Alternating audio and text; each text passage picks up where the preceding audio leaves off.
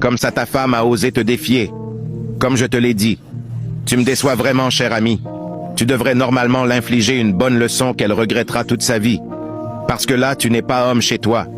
Elle va le regretter ce soir, je t'assure, mon pote. Je te fais confiance. C'est très bien réfléchi, mon pote. Voici sa sœur au village qui était en train de lui réprimander. Je t'ai dit de quitter cet homme car il ne te mérite pas du tout. Cet homme est un énergumène et tu dois faire très attention à lui. Il ne t'aime pas et voilà pourquoi j'ai dit que tu dois t'en aller de chez lui. Voici leur mère qui les attendait parler toute confuse. Tu avais raison, ma sœur.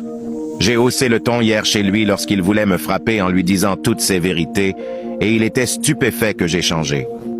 Je te comprends, ma sœur. Mais moi, je te conseillerais de finir avec lui. Mon mari, je ne peux pas faire une telle chose. Même si je dois le punir, ce n'est pas à moi de le faire car c'est seul Dieu qui juge. C'est vrai qu'il m'a fait énormément souffrir, mais je ne peux faire une chose pareille car je suis un enfant du Dieu très haut. Fais attention à toi, oh. Moi, je te conseillerais de ne plus vivre avec lui et de venir t'installer définitivement avec nous. Tu n'es pas son esclave pour qu'il te traite comme il le fait souvent. Donc, comme ça vous êtes là à comploter du mal contre mon beau-fils, vous voulez finir avec lui, pourtant c'est grâce à lui que nous arrivons à manger dans cette maison. Toi, la grande sœur, tu induis ta sœur dans des inepties qu'elle regrettera plus tard. Tu vas avoir chaud avec ton mari aujourd'hui. Voici mon téléphone. Je vais l'appeler et lui dire « Pardon maman, ne me fais pas ça. Je m'en fous de tes excuses. Il va bien te corriger aujourd'hui parce que je l'ai accordé mon feu vert. Lève-toi maintenant et va chez ton mari. D'ailleurs, je vais l'appeler. Maman, ne fais pas ça. Ma sœur, je serai toujours là pour toi. Va à la maison et je vais plaider pour toi devant notre mère. Vas-y, ma sœur, ne joue pas les durs. Je serai toujours là pour toi. Regarde-moi celle-là, comment elle l'est avec son enfant. Prochainement, tu prends encore sa défense. Je vais te corriger avec ma main. Tu sais bien de quoi je suis capable. Maman, ce que tu fais n'est pas bien.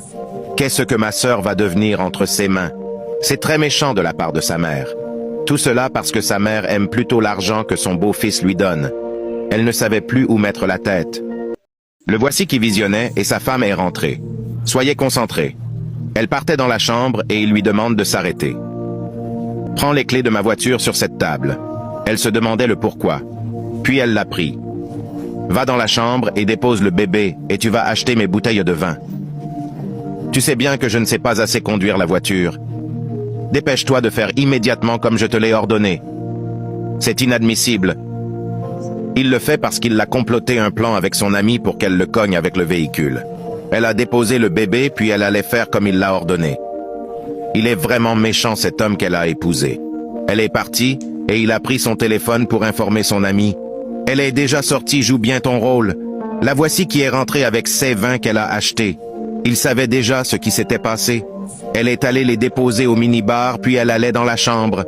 Reviens ici, dit-il. Mon véhicule est parfait. Oui, tout est OK sur votre véhicule. Dégagez.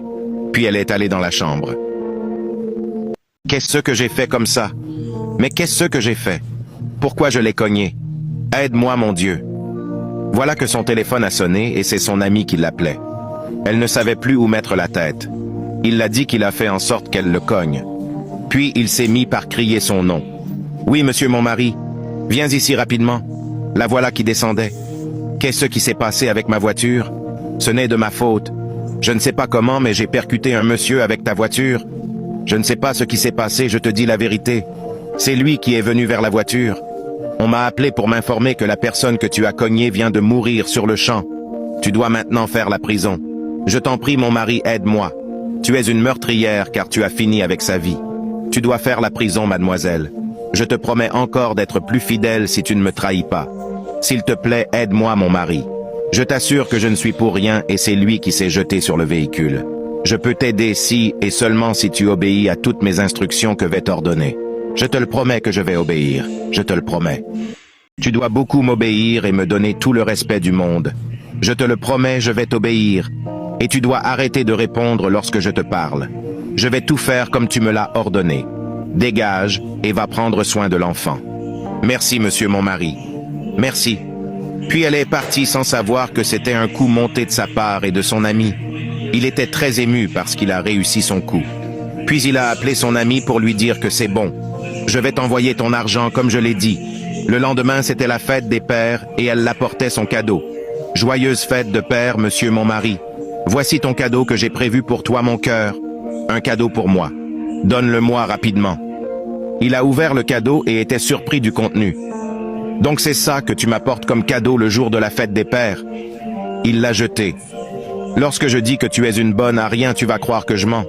Regarde les foutaises que tu m'offres en ce jour spécial, mademoiselle. Non, non, regarde toi-même. Je dois bien te bastonner dans cette maison. Toi-même, tu sais que je t'aime, et c'est avec mon amour que je te l'offre. Accepte mon cadeau, mon cœur, je t'en prie.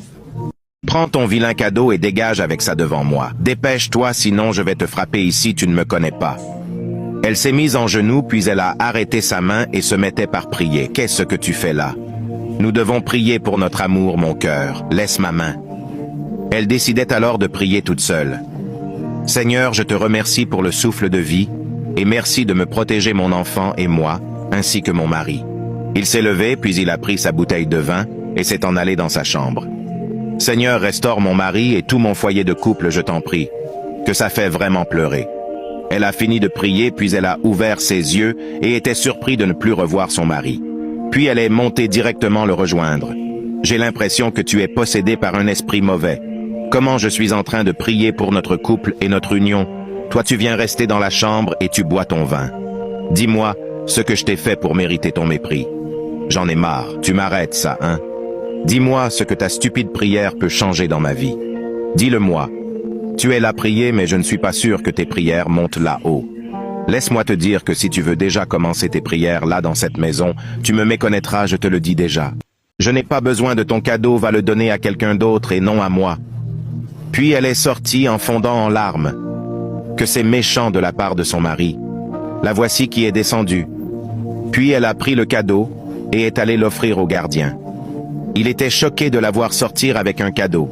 « Joyeuse fête de père, ceci c'est pour toi. »« Pour moi, madame? »« Oui, pour toi. »« Je vous remercie énormément, madame. »« De rien, gardien. Pourquoi ne l'avez-vous pas donné à votre mari? » Elle tergiversait par une réponse sournoise. « C'est pour toi. »« Merci, madame. » Puis elle est rentrée et il se mettait par ouvrir le cadeau. « Waouh! Dieu va vous bénir, madame. » Le lendemain, le voici qui trompait sa femme avec une autre dans son lit conjugal. C'est inadmissible. Pardon, sors et ferme la porte après toi. Je ne permettrai jamais qu'une femme prenne ma place dans cette maison. Avant de le faire, je te rappelle que tu dois me passer sur le corps. Qu'est-ce que moi je n'ai pas que ta pétassa? Cette femme à côté de toi n'est là que pour ton argent. Elle ne t'aime pas comme moi je t'aime. Comme tu peux bien le constater, elle est désormais ma femme, je te le rappelle.